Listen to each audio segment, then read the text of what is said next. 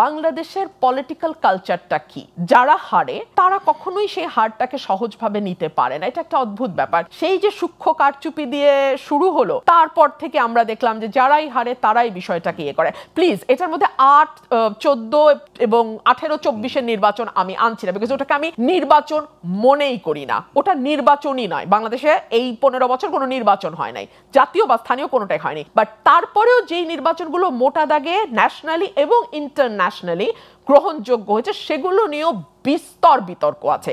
এবং মোটামুটি একটা ডেমোক্রেটিক প্রসেস হলে কি দেখা যায়, অ্যান্টি এস্টাবলিশমেন্ট ভোট সবসময় উপরে থাকে।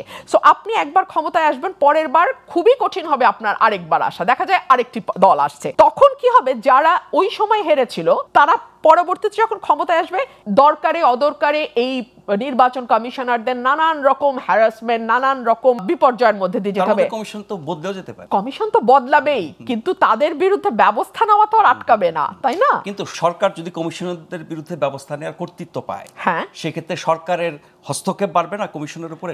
অনেক বেশি বাড়বে, অনেক বেশি বাড়বে। কিন্তু মুশকিলটা হচ্ছে কি, সরকারে যারা আসবে তাদের তো খুব বেশি কোনো অভিযোগ থাকবে না কমিশনের বিরুদ্ধে, তারা তো জিতে আসবে। অভিযোগ তো থাকবে যারা হেরেছে তাদের। যারা হেরেছে তারা আবার ক্ষমতা আসতে তো কমিশন বদলে যাবে, কিন্তু তাতে কিছু যায় আসে না। ব্যক্তিরা তো থাকবেন, ব্যক্তির বিচার করা হবে, ঠিক আছে? এই কারণেই এই সুপারিশগুলো করা হচ্ছে। এখন যে আমরা 14, 18 এবং 24-এ যারা কমিশনার ছিলেন তাদের বিচারের কথা বলছি, ঠিক একইভাবে সেই সময়ও একই ঘটনাটি ঘটবে। কিন্তু আমি বলছি যে বাংলাদেশে 15 বছর কোনো নির্বাচন হয় নাই, সুতরাং এই 3টা নির্বাচনের সঙ্গে পুলিশ যেমন যুক্ত, প্রশাসন যেমন যুক্ত, দলের ক্যাডার বাহিনী যেমন যুক্ত, কমিশনও যুক্ত। এখন আপনি বিচার করলে সকলের বিচার আপনাকে করতে হবে, কিন্তু এগুলো হচ্ছে ইউনিক সার্কামস্ট্যান্স। কেন তার বিচার হবে না? অন্যায় কেন বিচার হবে না? কিন্তু that is unique circumstance. But নির্বাচন কমিশনের দাবিটা আমার কাছে যৌক্তিক মনে হয়, যে সুপ্রিম জুডিশিয়াল কাউন্সিল তো আছে,